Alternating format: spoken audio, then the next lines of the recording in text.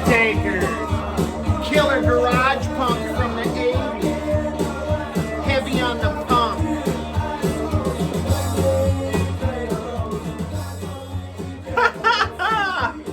Welcome to Cosmic Vinyl. You are here with Cosmic Brian in the Cosmic Realm.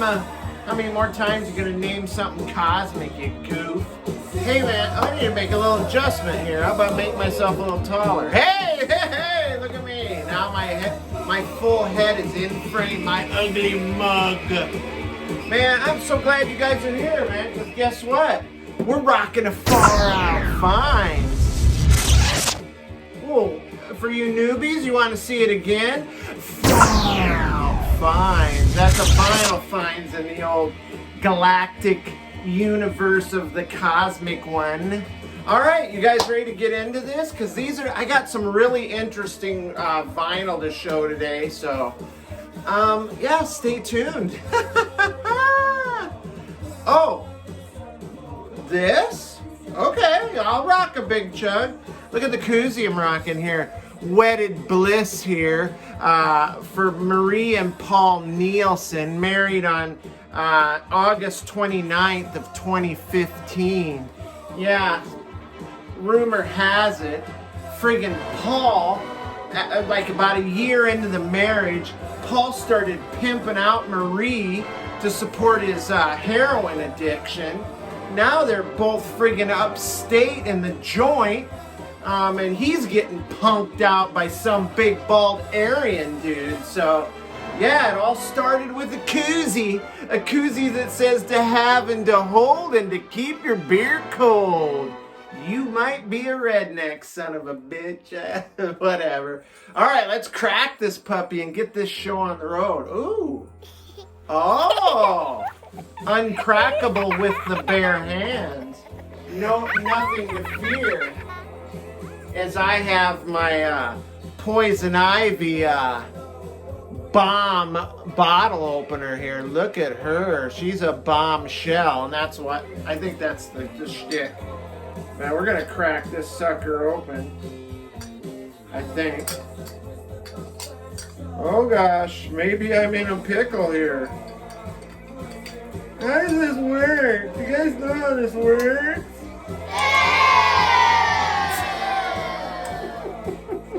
You'd think I'd never operated one of these before. Boom! Got you! Vinyl community. One more look at Poison Ivy. Woo! Get a load of those. Alright. You guys ready to hoist it up? Kick it back? Look at this. Speaking of Poison Ivy, I got like the Batman villain thing going on here today. Got the rocking the Joker here from the Ultimate universe there. Alright. DC Ultimates maybe, I don't know. Anyway, it's hoisted back. I've wasted too much time. Oh yes, yes, my good friend, of course. I'm doing a little big wave, is this longboard? No, this is the Golden Ale. This stuff is pretty tasty. All right, let's get this show on the road. I wanted to show you this, a little show and tell first. So remember in the Bubblegum videos, I was talking about how I was looking for this book about the behind the scenes expose on Bubblegum music, The Naked Truth. This is friggin' fantastic read, man. This fills you in on all the shenanigans that went on behind the scenes and how it was such a fake thing. It was all studio musicians, and most of these bands were fabricated with hired gun vocalists.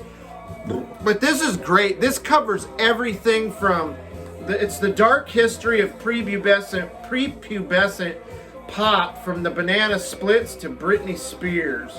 It's got some great pictures of oh, look at there, my favorite right there that started it all. But yeah, great find here. I got another book too I'm going to show you, but I'm going to show that next video. All right, let's get to the vinyl. Of course, the Undertaker's some good 80s revival garage punk here. This is great, man. Little crampish, And then some garagey stuff. It's great, man. Check them out. I'll feature that in the next Vinyl Finds video. But this one is starting off with a little pop rock here on the Roulette label, mob affiliated label, by the way. And this is Alive and Kickin'. This was released in 1978 on the Roulette label. This is their self-titled LP. It looks like they're having a blast right there in the warm California sun, even though they are a Brooklyn band. But yeah, this is features vocalists male and female persuasion, Pepe Cardona and Sandy Toder.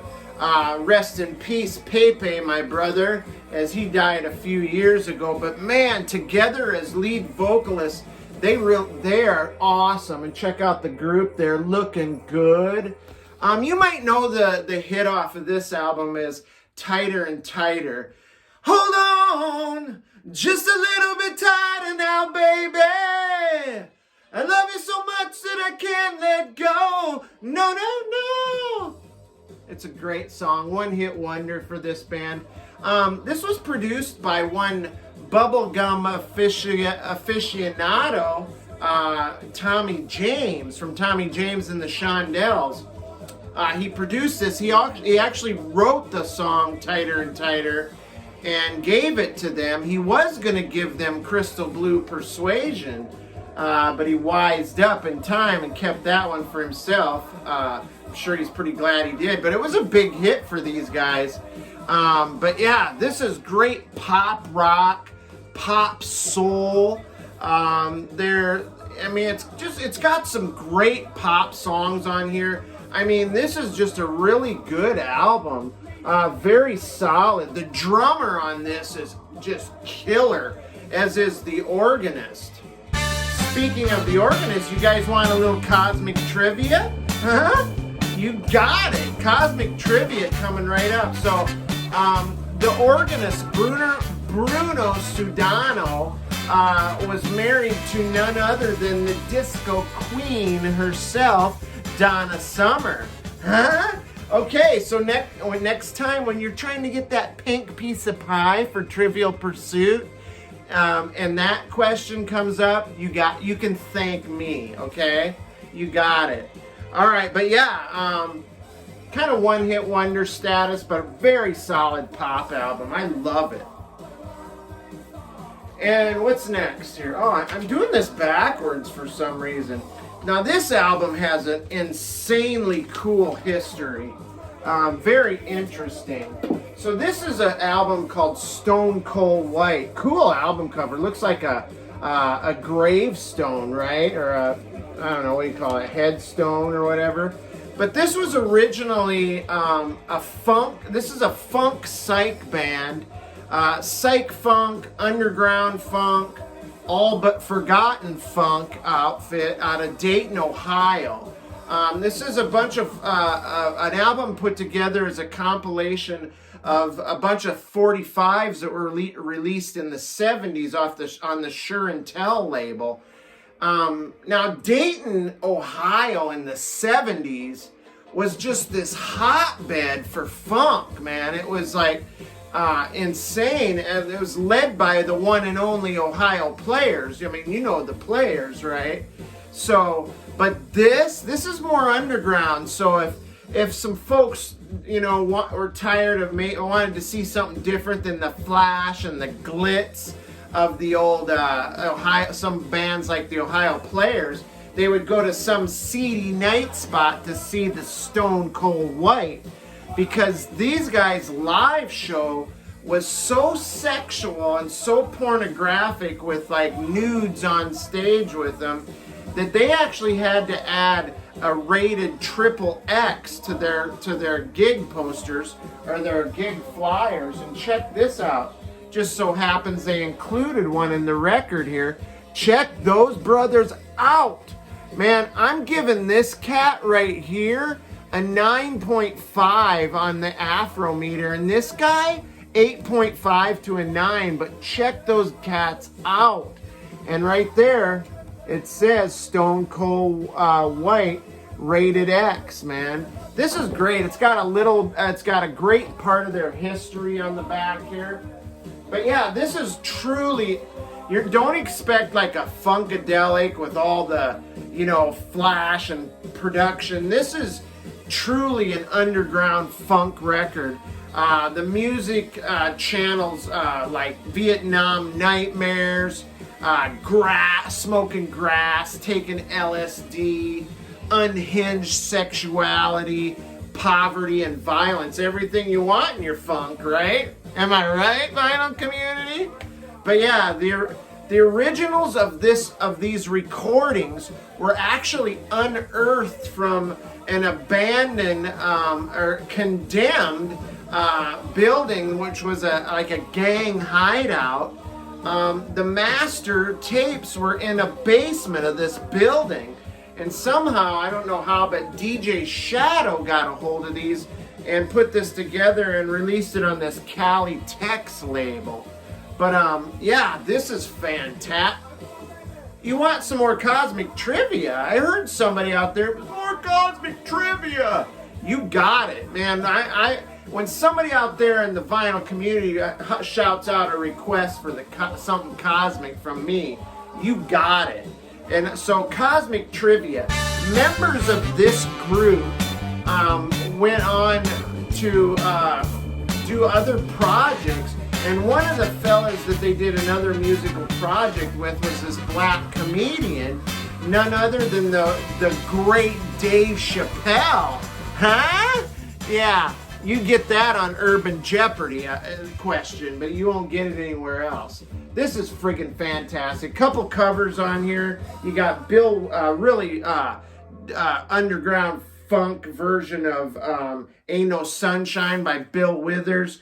All right, so next on we're going to change gears here in a big way. Check this out. Friggin' a little 70s proto metal here with the Scorpions taken by force. This one was sent in by the old editor, the Fishman himself, the Beast of the Seas, the Perch sent this one to me. This is Scorpions taken by force. Check out the band there. Released in 1977 on RCA, fifth studio album by the Scorps. Now this is the first to feature drummer Herman Rarebell, and unfortunately the last to feature guitarist Uli John Roth, right there, the guitar aficionado. But yeah, this is of course when Uli John Roth left the Scorpions, he was replaced by the great Michael Schenker, who is eventually also replaced by Matthias Jabs. But yeah, this is a great record. Probably one of my favorites of the 70s era Scorpions.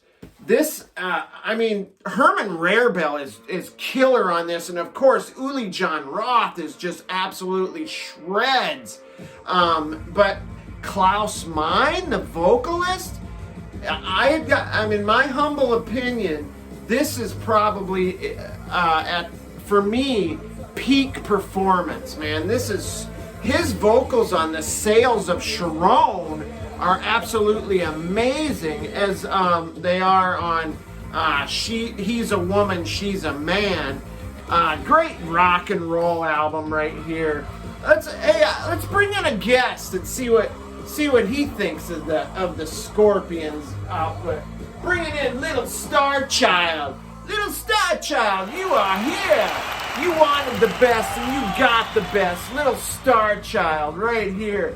What'd you think, Little Star Child? What'd you think of the Scorps? All right then, listen. Let them know, man. Address the crowd. They love you. Toronto! Little Star Child, man. Freaking A. Oh, yeah. Scorpions. All right, let's move on. Hey, check out a little garage rock here. It's a little garage comp. It's called Journey to the Pharaoh's Valley with the Headstones.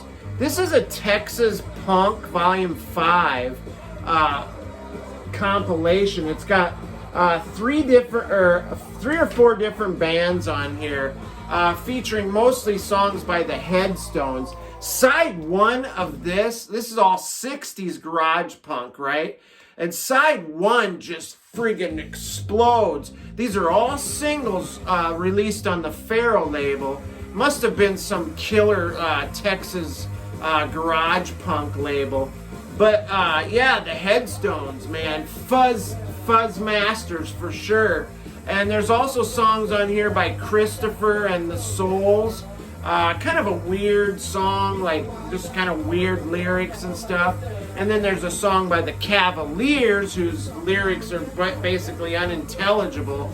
But probably the most successful band on this comp is a band called the Playboys of Edinburgh, and it's probably because they were the most well-produced and probably most commercial. But oh man, this is great. I love this. This is a Psychedelic Records reissue. Look at those guys, man. I love the uniformity that they all wear the same suits. I bet they've got Beatle boots on too, man. Just great songs on this. Great garage rock. Nothing fancy about the label. But anyway, moving right along. How about a little psychedelia, huh? A little psychedelia. All right, so we've got the Chocolate Watch Band. I love the Chocolate Watch Band. One of my favorite garage psych bands. This is their more psychedelic album called The Inner Mystique.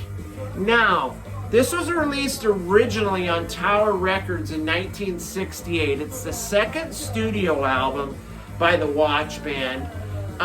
It's kind of a weird release because going back kind of the old Bubblegum shenanigans, the old Bubblegum formula, side one does not feature a single original member of the Chocolate Watch Band.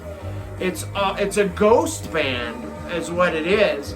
None of the song, I mean, it has the singer Don Bennett takes the place of David Aguilar, and it's a group of studio musicians.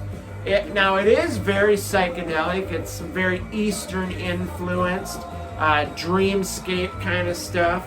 And then you go to side two. Then you've got the good stuff, the garage stuff by the original Chocolate Watch Band. But again, a couple of the songs, their manager, what was that dickhead's name? His name was Ed Cobb. Ed Cobb up his ass. Their manager and producer. The band had already recorded the songs, but he took the David Aguilar, the original singer's vocals, off of a couple of the songs, replaced it with this other guy, Don Bennett, without telling the band, and he released material under the Chocolate Watch Band moniker. But it was a ghost band that did the recordings. So fucked up, man. Ed Cobb up his ass. But anyway, check this out. They decided to thank quite a few people. Yeah, those are all dedication. The album's dedicated to all those folks. So starting right now, I'm going to take a drink. I'm going to go ahead and read off this 500 list here. All right, first one is... First one, no, I'm not going to do that. Look at that, there's like 1,000 people on there. But anyway, this is a great record regardless of how shady it is. Check out that cover art, it's killer. Alright, last one. Now, I don't even need to say anything about this album, but I will, because I'm Cosmic Brian and I blabber on and on and on. But this is the Stooges Funhouse, man. This is... an integral punk record right here. Released 1970 on Elektra Records. It wasn't a commercial success when it came out, but it's developed a cult following and, of course, is considered an integral part of punk rock history. I freaking love Detroit rock, man. Detroit freaking hard rock, punk rock is amazing. MC5, the Stooges. It's just that dirty, gritty rock and roll. The stuff that Ryan Kidd loves and always talks about. These guys are the epitome of that. Check out this cover. It's friggin' awesome. I'll try and fold it out. I don't know what's upside down or what's right side up. Check that out. And then look at this gatefold. I mean, that's what a friggin' rock band should look like, right? You know, tight jeans, leather jackets, long hair, sunglasses, provocative poses. Yeah, this is just so friggin' great. You know, one thing I like about the Stooges, it's like they're totally improvising everything. I mean, the band just plugs in, starts playing, and then Iggy it seems like he improvises all the lyrics. It's like between his groans and screams and whatever other noises he makes, he just throws these lyrics out, and I just love that. It's just like so off the cuff. Now there are some horns on here, like a sax, but that kind of gives it like this punk, funk, jazz kind of vibe, and it's even bluesy at times. It's just fantastic. I mean, the band is just a friggin' punk rock classic, and they're so tight on this. I mean, it's Iggy and the Stooges. Enough said. Love it. All right, that's it, man. That's the Far Out Finds. Man, I should have a garage punk comp coming out video. I've got tons of records. I could do another Far Out Finds. Who knows what's gonna fly out my ass in this cosmic galaxy? But anyway, I'd like to thank all of the subscribers, man. I am so stoked. I never thought I'd get 700 subscribers, but I'm shooting for 1,000, man. If I get 1,000, I'll be like so stoked. I'll feel validated. It'll never happen. But anyway, everybody that comments, man, I get so many great comments about the content, about the show. I just love it. You guys, man, you guys make this. This is the reason I do this. I like to have fun too, as you can tell. So, again, if you love what you see, man, hit the subscribe button, ring the ding-a-ling-a-lingy thingy, and we'll give you a call on the shell phone, give you the old notifications, and little Star Child will pay you a visit. But anyway, you guys stay safe, stay rockin', and above all, you know the deal. Stay cosmic. I love you fuckers. Stay cool. It's cosmic vinyl.